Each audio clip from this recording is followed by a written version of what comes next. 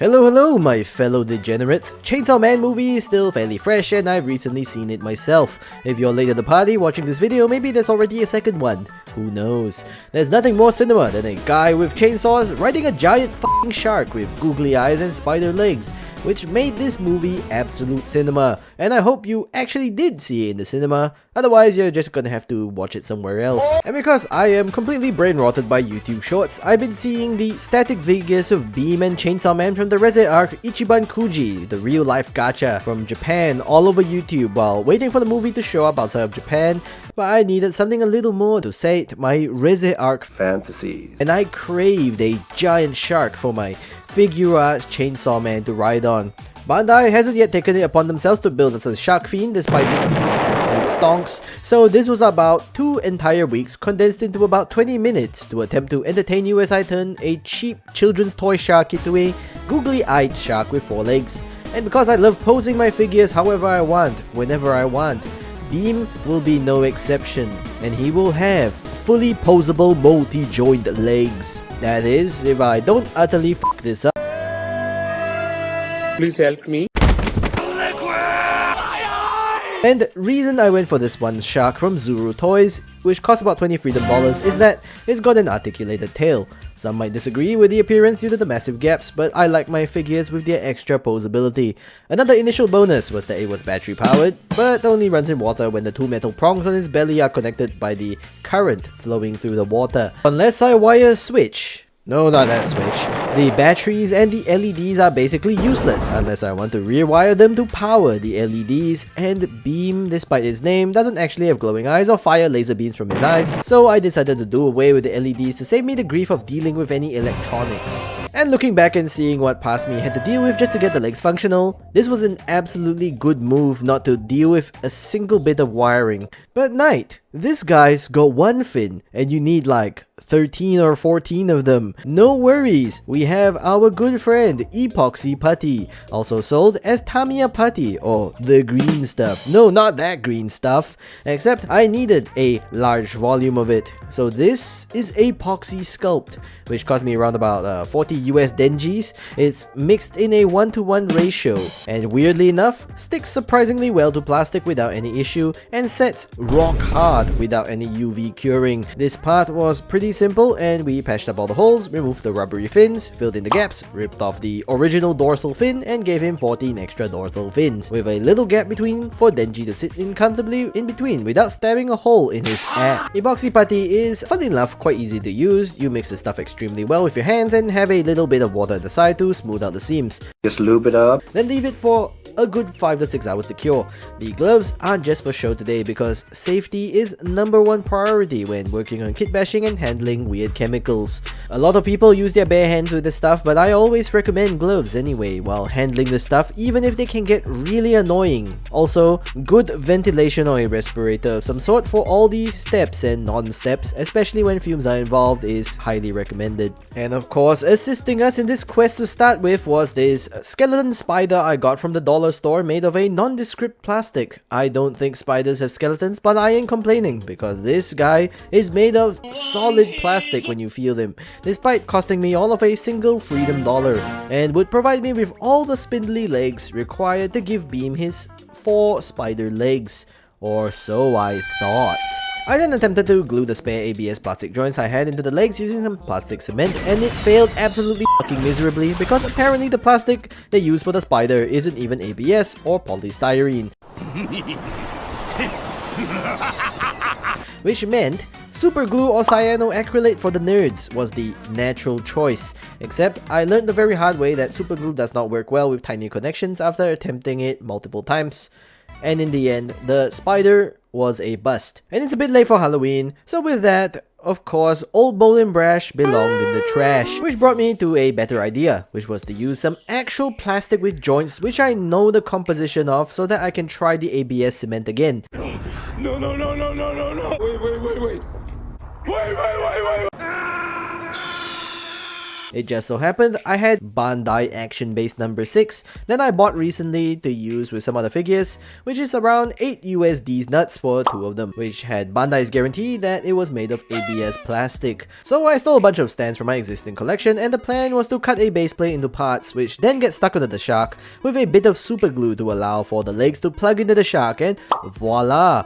Multiple articulated legs with 3-point articulation. Simple enough, right? Wrong. In order to obtain the deltoid muscles present in Beam's big meaty knot claws, the plan was to cut down each bar into smaller pieces and attempt to glue them together on the long ends of the axles with Tamiya cement or super glue, followed by a layer of epoxy putty to give his legs more meat. And to allow for the sort of front and back swiveling, one axle would be glued horizontally to allow for the forward and backward rotation, and the other would be perpendicular for the legs to move up and down, and for the rest of the appendages to attach to. And of course, both experiments naturally ended f***ing horribly, because as you will now know, glue itself cannot withstand the forces of me attempting to move the legs, and the super glue seeped into the joints as well, removing all articulation and destroying the entire joint, and sadly, it's completely unsalvageable. I've tried about 3 times to cut around the joint pegs, only to see it's become permanently cemented together and completely destroyed. So I had to repeel the segments about 4 or 5 times, till I remembered a technique that I learned to fix polycap joints. So I got some probably cotton thread, wrapped it around, and glued the entire arrangement together with super glue, which somehow worked to hold everything together, giving me 4 functional deltoid muscles with fully functional side swivel. Then I assembled it all with some epoxy putty, and we're done and dusted. Not! You're probably laughing at how long the legs are, so am I in post? Because me at the time was hoping and praying I didn't need to shorten more leg joints, but unfortunately I double checked the reference again, only to find out that the legs are way too damn long, which meant I now had to do this painstaking process all over again. Except I had to do leg lengthening in reverse, where I snap his legs in half, cut off the excess, and glue the ends together. In hell! The new plan was to give him a smaller segment coming off the deltoid, which would lead into a longer piece that would then go into a shorter end peg piece that I would then shape into his toes, I guess. If 4 segments were painful, another 8 pieces to glue together was absolute hell. If the glue would not hold the cylinders together when pressed together on the long edge, they would not work glued at the rod ends. And I attempted a lot of things like gluing more bulk to the sides or adding in pieces of my glove that would rip off to the super glue and get stuck onto the shaft of the stand arms while handling them. And all that achieved was I now hate super glue even more, and I have a bunch of half legs with no solution at all, except the super glue itself. Of course, a lot of epoxy putty went down the toilet in the process of breaking each leg down for the shortening and throughout the entire project, and a lot of Bandai Action Base number 6s were sacrificed in the process. A small part of me was glad that I did, because I then bought about 8 bases from Aliexpress for the price of 2 Action Base number 6s for a quarter of the cost and free shipping, and they're far more solid than base number 6. And all I can say is, sorry Bandai, I don't think I'm buying any more Action Base number 6s to replace the ones I lost, because when in doubt, the Chinese produce it at a much more reasonable cost with free shipping. And after being hunched over for hours, I was left with incomplete legless beam, my aching neck, my sore back, my denji, and my plastic crack. So I decided to call it a night at that point, now that I was about 3 to 4 bases down and about to absolutely give up. Then, inspiration struck. I realized I had a hand drill in my collection alongside a bunch of small drill bits and the craft wire that I use regularly for wired capes and whatnot, so I became and drilled a hole in each cut axle, threaded the wire through, and twisted them together till they completely aligned with each other, which was a surprising success until I made the absolute mistake of gluing them now united pieces together. This then led to the glue wicking up the wire and going up to, you guessed it, the joint again, where I had to shamefully rebuild my probably 15th or 16th leg segment. I then realized the wire was actually holding the pieces together firmly enough without the glue, and it just needed something to prevent the joint axles from sliding over each other and sort of moving around. And desperate for an easy solution with no glue, I took a very dangerous chance. Let the putty do the job and stick everything together once it dries, while the wire holds them in place and prevents them from being pulled apart. And I find out 5 or 6 hours later that this actually worked better than the Zenless gacha odds that I've had. and I found a glueless solution that was finally easily replicable, mess-free, and had enough strength to withstand the force of moving the joints. Which now meant I had a fully assembled shark with legs, which finally brought me to the long-awaited spray painting stage to get the first coat of primer onto our newly assembled beam with multiple points of articulation which were finally satisfactory. I would have filmed the spray painting process, but getting spray paint on an expensive camera is not on my list, and I had to do this in the backyard, which was overgrown with weeds at the time and was definitely not presentable. So all you get is me sanding beam in the background with some 320 grit sandpaper, which was all I had at the time, and some extra epoxy putty with water to smooth out any bumpy transitions from actual plastic to epoxy putty fins and whatnot. By the way, I actually used a Citadel white scar rattle can in fairly short bursts after a couple minutes of shaking, and beam is now fully painted white. The texture did end up feeling a little bit rough.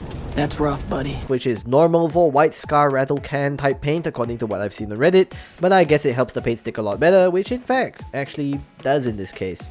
And of course, we can't have a smooth journey without another ABS related disaster, where the connection of one of the legs to the body snapped clean off. I probably layered the spray paint a little too thick over that joint and it got stuck really badly the moment I put it into the socket, and midway through prying off the epoxy putty with my sacrificial style nippers, it slipped and stabbed me in the finger, which then led to me needing a tetanus shot right after.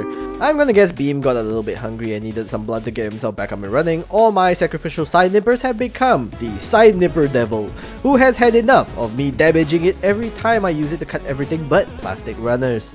But with that out of the way, we can now finally paint this guy, starting with the blue for the body, which was a nondescript combination of my limited amount of blue, purple, black and white Tamiya paint that I then brushed onto him with a brush.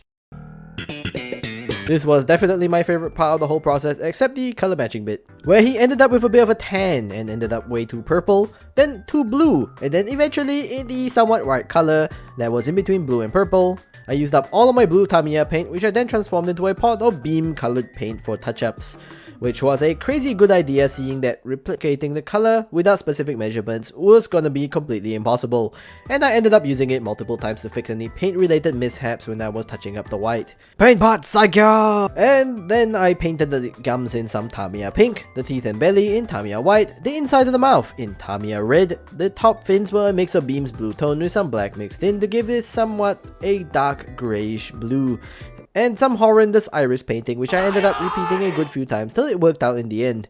Tamiya paint is a solvent-based acrylic, by the way, unlike Citadel acrylics, which are water-based, and I chose to layer it extra thick onto the model to hide any of the rough edges, which surprisingly works really well on large models like this when used out of the bottle without dilution, but doesn't really work very well on tiny models like Warhammer models, because you're gonna end up with a blob of paint. The only big downside of this whole thing is that it ended up extremely shiny when layered on way too thick. Future devil me here, by the way. Past me was unfortunately not very experienced with paint at the time when buying these, and didn't realize that there were gloss and matte variants of Tamiya paint. And of course, he bought the gloss paint,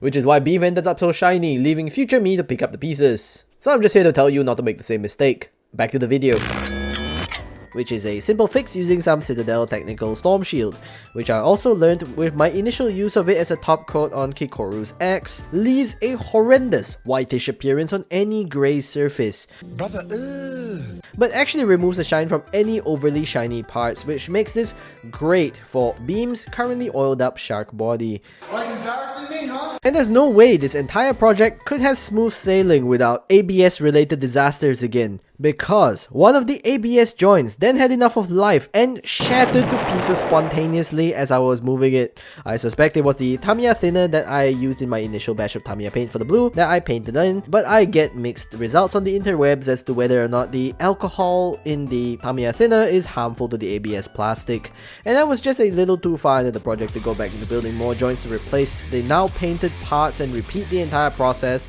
so I opted for the lazier option, seeing that I had some screws left from my new batch of Aliexpress stands, which I introduced before, I decided to drill 2 holes into the joint and screw them together to trade the plastic on plastic action for the strength and certainty of steel, which I've decided to leave as part of the model as a reminder of screwdriver safety, because the screwdriver then slipped twice and stabbed me twice in the exact same finger as the side nippers did. I'm glad I wear gloves while doing these, and I don't need another tetanus shot, but washing my hands for the next few days was not a pleasant experience. And of course, after some touch-ups on the white belly, touching up his iris on the way out, and interior painting inside the tail to give it the illusion of being a solid tail despite the giant gaps from the articulation, we shall now reveal the final result of a fully custom beam for SH Figure Arts made out of 30% authentic Bandai parts.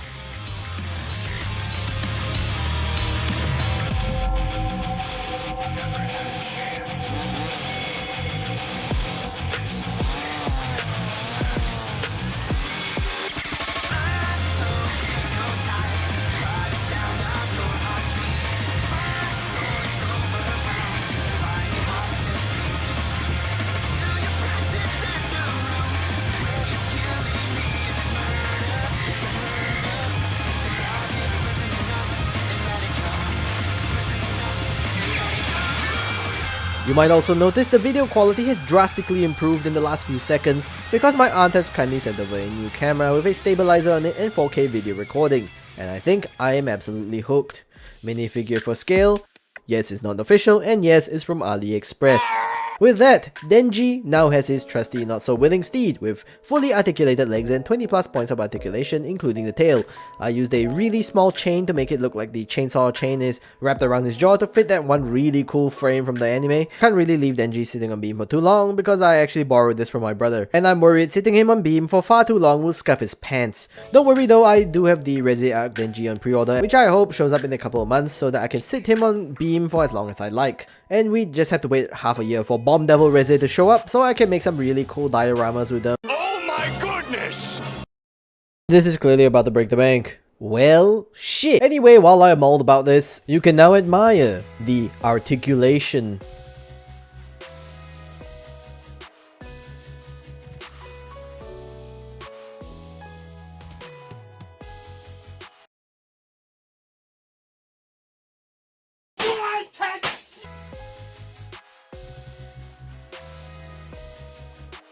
Do you like what you see? And a little something extra I did as well was that I drilled a hole in the base of beam, not the best hole for a stand, and I hit the battery box, which meant I couldn't drill any further because I hit literal metal, but it's surprisingly stable for long periods of time and works alongside this piece of plastic I got from the original packaging the shark came in. And I do have to say, I've learned a hell of a lot from this build, seeking the over messy glue. Epoxy Putty is actually surprisingly solid stuff when paired with metal, and I totally have bought and used the Chinese made stands with the screws over the Bandai ones if I had known the wire method was the best. It had been a lot cheaper and I wouldn't have needed to know what plastic it was if I didn't intend on using plastic cement. Budget wise, I'd estimate the paint and the epoxy sculptor the most costly of the bunch, sitting at easily $20 US with $40 US each, as well as the mountain of stands which I don't want to look at. And that made up the most of it, assuming you have some of the paint and equipment like the hand drills lying around. I would definitely not recommend doing this at all unless you are fairly experienced with kit bashing or painting or basically everything that comes with plastic crack. But this was arguably easier than a lot of other kit bashes that I could have attempted. I think this was at the very least worse than building resin hair, which is a topic I will cover in a future video. And so, stay safe, stay cultured, and go watch the movie already. Just keep your fingers crossed the Goon Devil doesn't show up, cause apparently that actually happened in Japan. Like, favorite, and subscribe, and we'll see you next time.